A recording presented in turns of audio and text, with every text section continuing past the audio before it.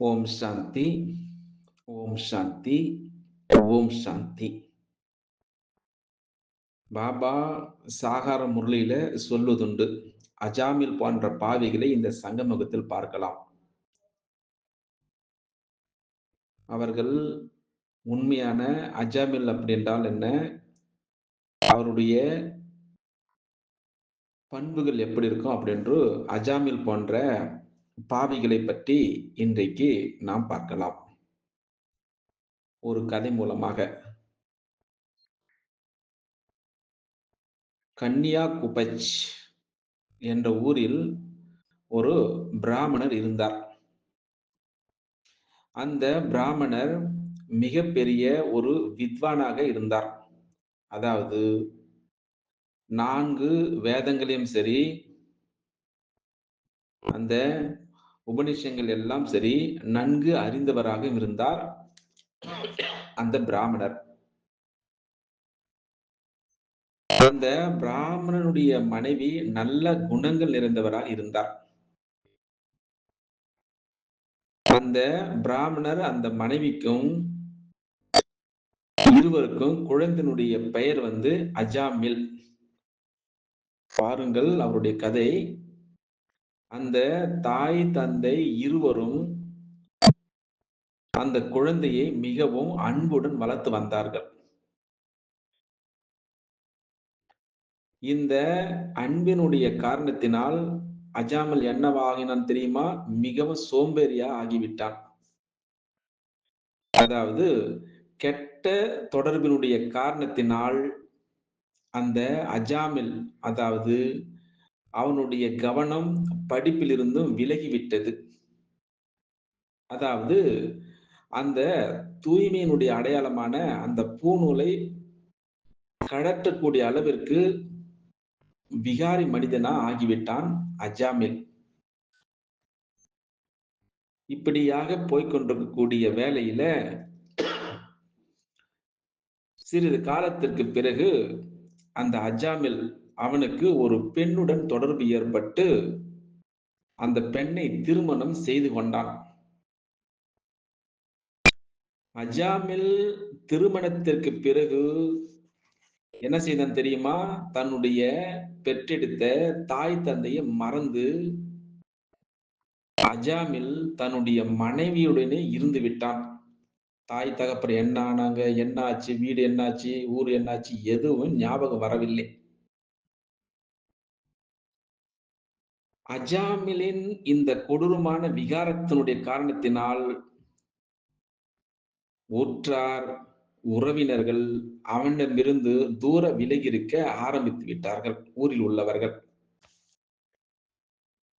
உற்றார் உறவினர்களுடைய அந்த தூரமானது அவனுக்கு, அதாவது அஜாமிலுக்கு எந்த ஒரு பாதிப்பையும் ஏற்படுத்தும் கிடையாது. காரணம் அவருடைய மனைவி.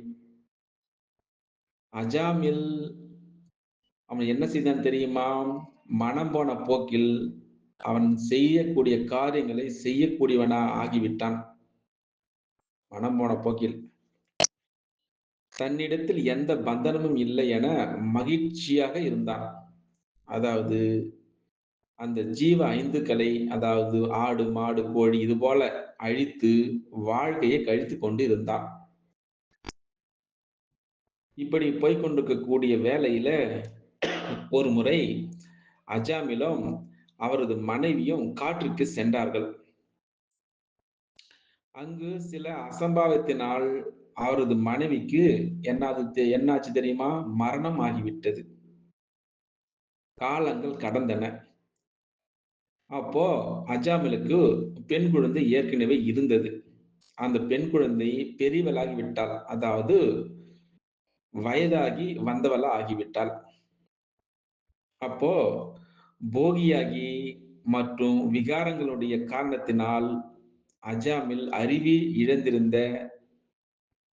அஜாமில் தன்னுடைய குழந்தையிடமே கவர்ச்சி ஏற்பட்டு விட்டது. இதான் பாபா அடிக்கடி சாகார முறையில் சொல்வதுண்டு. அவர்கள் இருவருக்கும் 3 குழந்தைகள் பிறந்தன தன்னுடைய மகளுக்கே. அதில் 2 இறந்து விட்டன. 3வது குழந்தைக்கு நாராயணன் என்று பெயர் வைத்தான் அஜாமில். அஜாமிலுக்கு இப்பொழுது வயதாகி விட்டது. அதாவது பரலோகம் செல்வதற்கான நேரம் வருகின்ற பொழுது, அவன் வாழ்நாள் முழுவதும் செய்த பாவங்களை உணர ஆரம்பித்தான். அதுதான் பாபா அடிக்கடி சொல்வதுண்டு, பச்சாதாப நிலை வரும் அப்படின்ட்டு. அந்த பச்சாதாப நிலையில் அவன் தன்னுடைய குழந்தையாகிய நாராயணனுடைய பெயரை கூறிக்கொண்டிருந்தார். கொடூரமான ஒரு நிலை இது. அது மட்டுமா, அவரை அழைத்துக் கொண்டு இறந்து விட்டார் அஜாமில். அஜாமில் இறந்ததும் யமதூதர்கள் அவரை நரகத்திற்கு அழைத்து செல்ல வந்தார்கள். அது மட்டுமா, கூடவே விஷ்ணுவினுடைய தூதர்களும் அஜாமிலை சொர்க்கத்திற்கு அழைத்து செல்ல வந்தார்கள். அஜாமில் சொர்க்கம் செல்வதற்கு தகுதியற்றவர். அவர் முழு பாவியாக இருக்கின்றார். அதாவது அஜாமில் தன்னுடைய குழந்தையிடமே தீய அதாவது விஷயங்கள் ஈடுபட்டு விட்டார். தீய விவகாரம் சொல்லுவாங்க. என்று யமதூதர்கள் விஷ்ணு தூதர்களிடம் சொன்னார்கள். தெரிந்தோ அல்லது தெரியாமையினாலோ யாராவது விஷத்தை அருந்தி இறந்து விடுகின்றார்கள். அதே போலத்தான் தெரிந்தோ தெரியாமலோ சிலர் ஈஸ்வருடைய பெயரை உச்சரிக்கின்றார்கள். அது மட்டுமா, தன்னுடைய பாவத்திற்கான பிராயச்சித்தம் செய்யும் பொழுது அவர்கள் சொர்க்கம் செல்வதற்கு தகுதியானவர்களா ஆகிவிடுகின்றார்கள். அப்படி என்று விஷ்ணு தூதர்கள் யம தூதர்களுக்கு புரிய வைத்தார்கள். இப்படி சொல்லிக் கொண்டிருக்கக்கூடிய நேரத்தில் விஷ்ணு தூதர்கள் அந்த அஜாமில் என்ற பாவியை சொர்க்கத்திற்கு அழைத்து சென்றார்கள். இது ஒரு புறம் இருக்க, இன்னொரு பக்தியில கதை சொல்வதுண்டு. அது என்ன கதை அப்படின்றால், அஜாமில் ஒரு நல்ல மனிதனாகவும் காண்பித்திருக்கின்றார்கள். அஜாமில் பெரியவர்களுக்கு மரியாதை செலுத்தினார். அஜாமில் மிகவும் கருணையுள்ளத்தோடு உண்மையான மனிதராக இருந்து, ஆனால் திருமணத்திற்கு பிறகு முற்றிலுமாக மாறிவிட்டான்.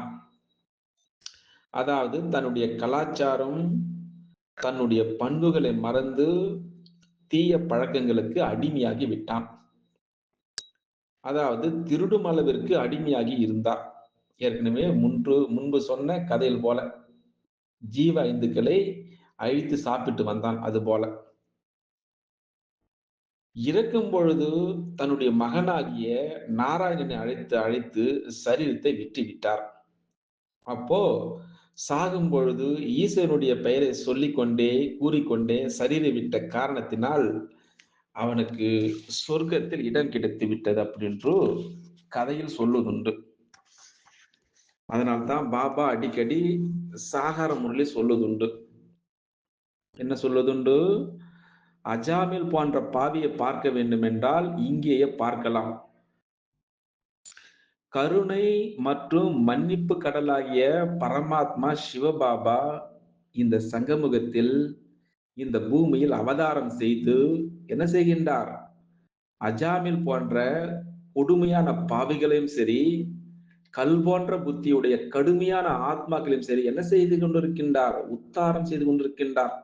இனிமையான குழந்தைகளே, இனிமையான குழந்தைகளே, முரளியை படிக்க வேண்டும், ஆத்ம அபிமானியாக வேண்டும், தீவிர புருஷார்த்தம் செய்ய வேண்டும் அப்படி என்று உத்தாரம் செய்து கொண்டிருக்கின்றார். இதனுடைய நினைவார்த்தமாகவே பக்தியில சிவனுடைய பூஜையில எருக்கம்பூ, ஊமத்தை போன்ற பூக்களை அர்ப்பணம் செய்கின்றார்கள். அதாவது குழந்தைகள் நொண்டி, முடம் போன்ற பாவிகளும் இருந்தாலும் சரி என்ன செய்கின்றார்? சிவபாபா, அதாவது பரந்தாமத்தில் இருக்கக்கூடிய ஒளியாக இருக்கக்கூடிய பதித்த பாவனராக இருக்கக்கூடிய ஞானக்கடலாகிய சிவபாபா அவர்களை அன்பாக சுவீகாரம் செய்கின்றார். அஜாமில் போன்ற பாவியும் கடைசியில் பகவானுடைய பெயரை உச்சரித்தும் என்ன அடைந்தார்? சொர்க்கத்தினுடைய பலனை கிடைத்தது.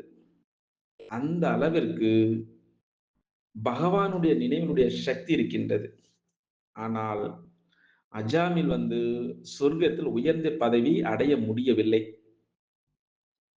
ஏனென்றால் பகவானுடைய பெயரை கடைசியில் மட்டுமே உச்சரித்ததால் இவ்வளவு பலன் என்றால் ஒவ்வொரு அடியிலும் சரி, ஒவ்வொரு மூச்சிலும் சரி, ஒவ்வொரு சுவாசத்திலும் சரி, பரந்தாமத்தில் இருக்கக்கூடிய சிவபாபாவுடைய நினைவு இருந்ததால் எவ்வளவு பலன் கிடைக்கும் அப்படி என்று பாபா அடிக்கடி சாகாத முறையில அஜாமில் போன்ற பாவிகளுக்கும் நான் உத்தாரம் செய்கிறேன் அப்படின்று ஒரு கதை மூலமாக அடிக்கடி சொல்வதுண்டு.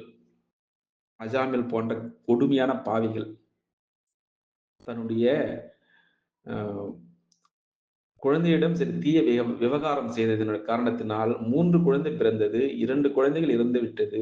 ஒரு குழந்தையினுடைய பெயர் நாராயணன் நாராயணன் என்று சொன்னால் கூட அவன் சொர்க்கத்திற்கு தகுதியாகி விட்டான்.